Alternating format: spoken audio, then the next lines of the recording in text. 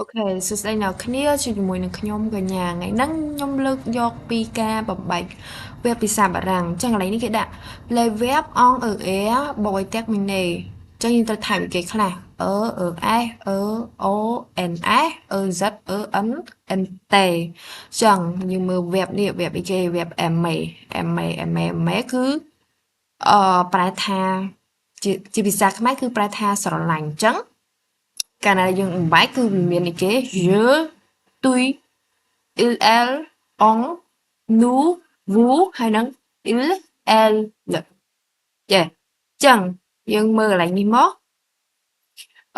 នៅកាលណាយើងបំបែកយើងមើលនេះដើមវានេះអក្សរ A ទៅA គឺជាស្រៈអញ្ចឹងកាលណាដែលវាជាស្រៈយើងអាចដាក់ je m ទេ je m គឺខុសហើយអញ្ចឹងយើងបដូរគេ je ហ្នឹងគឺទៅជា j'aime j'aime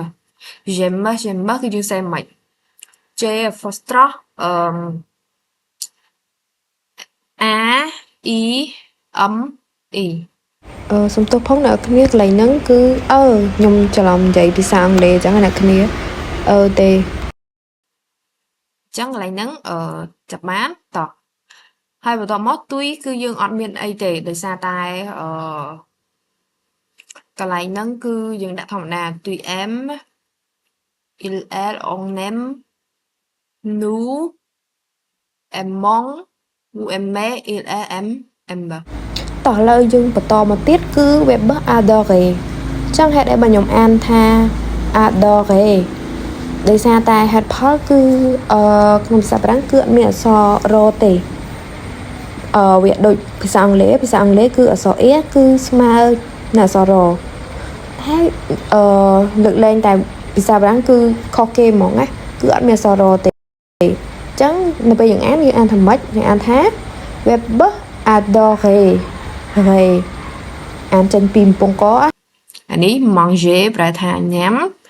danser ប្រែថារាំអញ្ចឹងយើងអីដែលយើងត្រូវចាំគឺនេះស្រៈនៅក្នុងភាសាបារាំងមានអីគេខ្លះa e o u y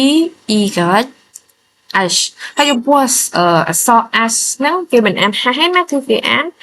h វាអត់មានសលេងទេគឺឥឡូវយើងមើលឧទាហរណ៍ par exemple l'hôpital ចឹងកន្លែងនេះពេលយើងអាន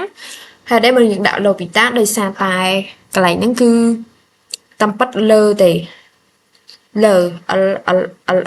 l'hôpital ប៉ុន្តែកន្លែងនេះកាលណាដែលលើបូកជាមួយនឹងស្រៈហាស់នេះគឺយើងរាប់ជាស្រៈដែរអញ្ចឹងវាបដូរទៅជាគេវិញគឺជា apostrophe យេអញ្ចឹងវាទៅគេវិញយើងអានចូលមកអក្សរហាស់ហ្នឹងគឺវាអត់មានសលេងទេអញ្ចឹងយើងប្រកបជាមួយ L ជាមួយ O អញ្ចឹង l'hôpital ប្រែថាមន្ទីរពេទ្យហើយមួយទៀតគឺ l'université ចឹងអាហ្នឹងគឺលើដែរលើបូកជាមួយនឹងអ៊ុយនេះអ៊ុយគឺជាស្រៈអញ្ចឹងវាអីគេបដូរពីលើ université ទៅជា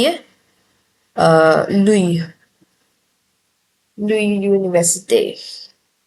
បានអាហ្នឹងប្រែថាសាកលវិទ្យាល័យអញ្ចឹង